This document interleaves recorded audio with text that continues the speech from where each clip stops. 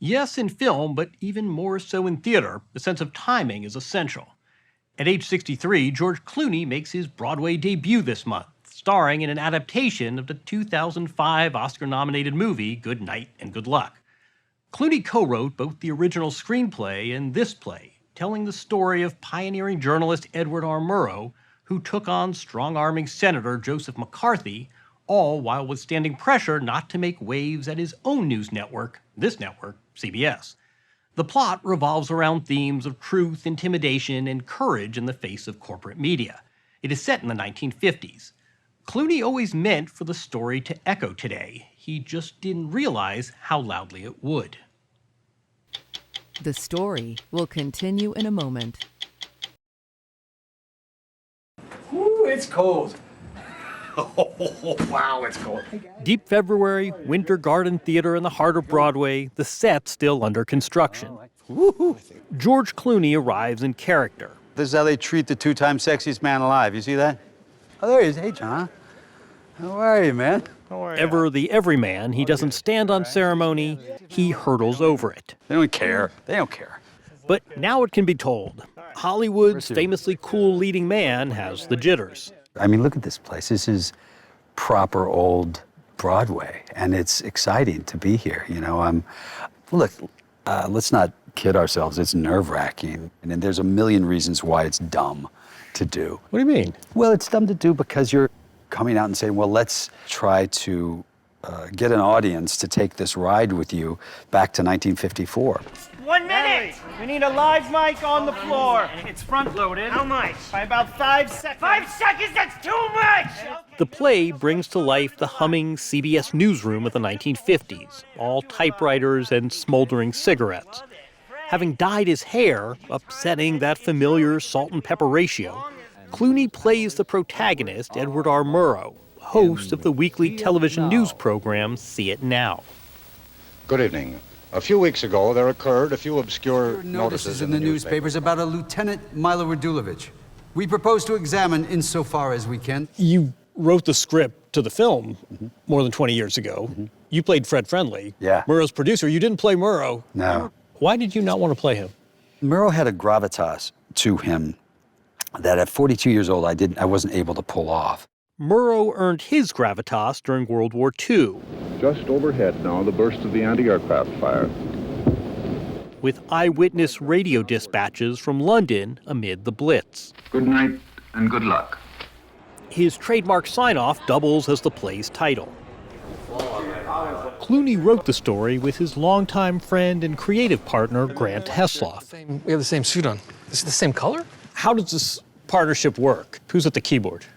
Oh, you're at the keyboard. He doesn't know how to use a computer. He can barely. No, I'm like this. I'm the Luddite. Through the first writers' meeting. They met in L.A. in the early 80s when both were struggling actors. Now they run a production company together. Full disclosure, the three of us collaborated on an unrelated sports documentary out later this year. Clooney and Heslov conceived of the story of Good Night and Good Luck in the early 2000s when the U.S. went to war in Iraq. You know, I just thought it was a good time to talk about when the press held government to account. Because a report on Senator McCarthy is by definition controversial, we want to say exactly what we mean. A show within a show, the play recreates the historic television face-off between Murrow and Joseph McCarthy, with McCarthy essentially playing himself through archival footage. Mr. Edward R. Murrow, as far back as 20 years ago, was engaged in propaganda for communist causes. At the height of the Red Scare, the Wisconsin senator led a crusade to weed out supposed communist infiltration of the U.S. government.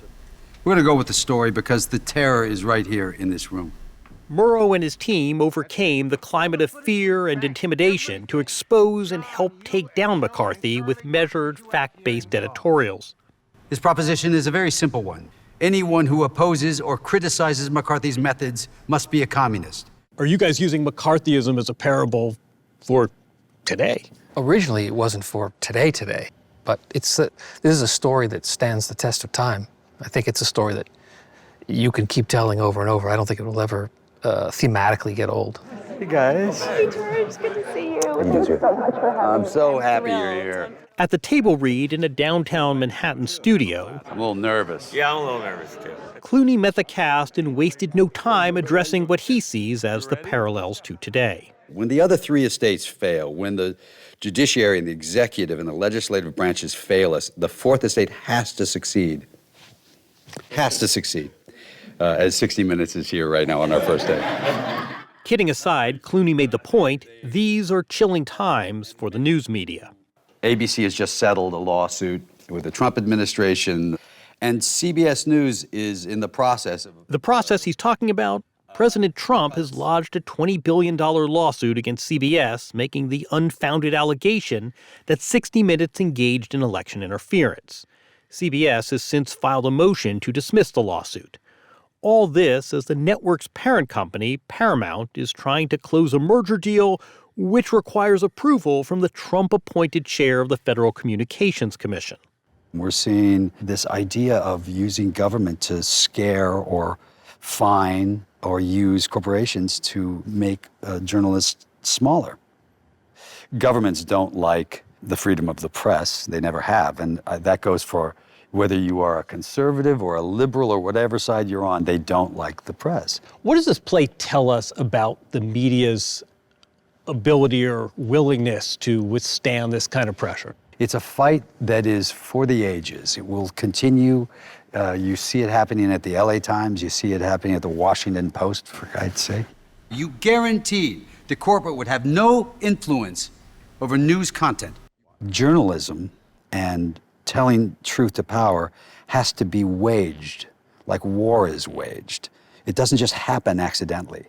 You know, it takes people saying, we're going to do these stories, and you're going to have to come after us. And that's the way it is. Places for top of scene 2, please. Boom, boom, boom, boom, boom, boom. When we dropped in on rehearsals, the mood was as light as the material was heavy.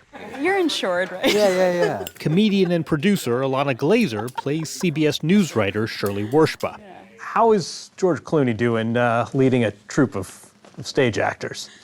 It's shaky. It's shaky, John. It's tough. No, I'm just kidding. Let's do it live. We're all like so focused on this material and it's serious and I'm trying to make it as honest as possible. So George really will let the tension release and break the tension with a joke at the right time. Wait, let me just jump in a second. One of Broadway's most in-demand directors, David Cromer, is the man in charge. This has to do with the pressure on you. Your Murrow character is being portrayed by someone with considerable star wattage. What challenge does that present to you? It doesn't present a challenge, it helps. What? Edward R. Murrow was a star. He was the most trusted man in America. He had this very serious news show, but he also had this incredibly popular entertainment show, which was on Friday nights, which was called Person to Person. And he went into Liberace's house, and he went into all these people's houses. Thanks a lot. So much. Good night, Lee. Good night, Ed. If he were playing Willie Loman, that would be different. You know what I mean? A smaller If he figure were than playing Murrow. a little man.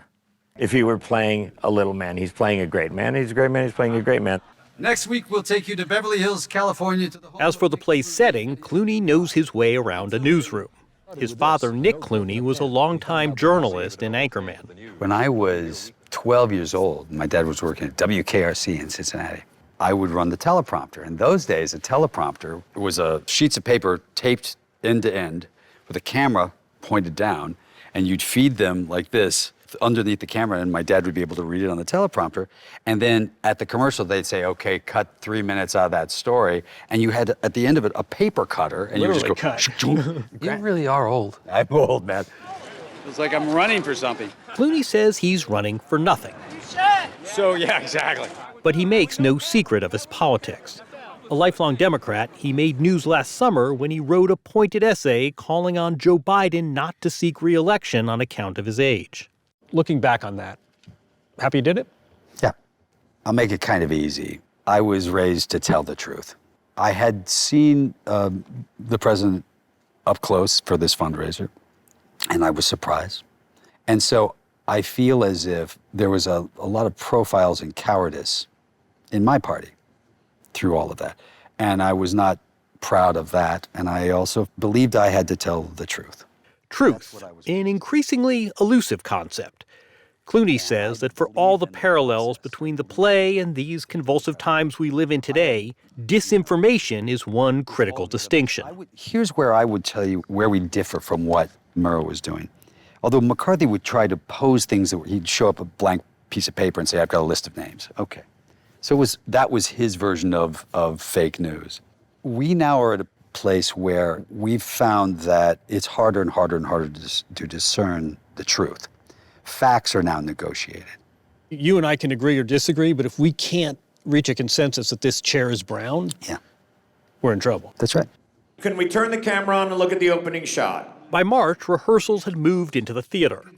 A big production issue on this day, the prop cigarettes. Any trouble with cigarettes, lighters, ashtrays, anything like that? We'll have to talk about ashtrays.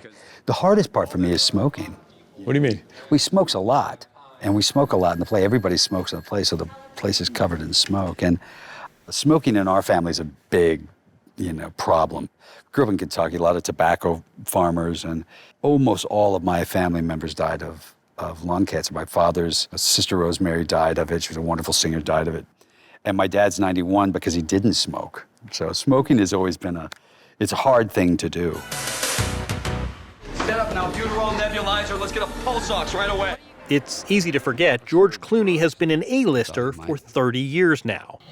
Usually he sleeps on the foot of my bed, but he's gotten so fat. In 2003, he was a bachelor living with a pet pig when 60 Minutes profiled him. You were in the sexiest Man of the Year phase? Sure, that was a big time for me. I was Not that you're not sexy now. It's okay, I'm not hurt, John. He's married now. His wife and their 2 kids left the home they keep in Europe to spend this spring run with him in New York. Clooney is also in a different phase of his life professionally. Look, I'm 63 years old. I'm not trying to compete with 25-year-old leading men. That's not my job. I'm not doing romantic films anymore. So we just put the catwalk in up here. Opening night set for April 3rd, George Clooney's turn on Broadway puts him a few feet from his audience. They can see you. You can see them, I'm too. not looking at them. I'm putting my wife in the very, very, very back. You wish you had done this earlier in your career? I don't know that I could have. I didn't do the work required to get there. But I saw the smile when you came out here and it's cool. Looked out here. Yeah. Anybody who would deny that would just be a liar. I mean, there isn't a single actor alive that wouldn't have loved to have, been on Broadway. So that's the fun of it. It's tricky the older you get, but why not? And so the question is a very simple one. Not what power unchecked will do. We've seen that answer. The question is, what are you prepared to do? Good night, and good luck.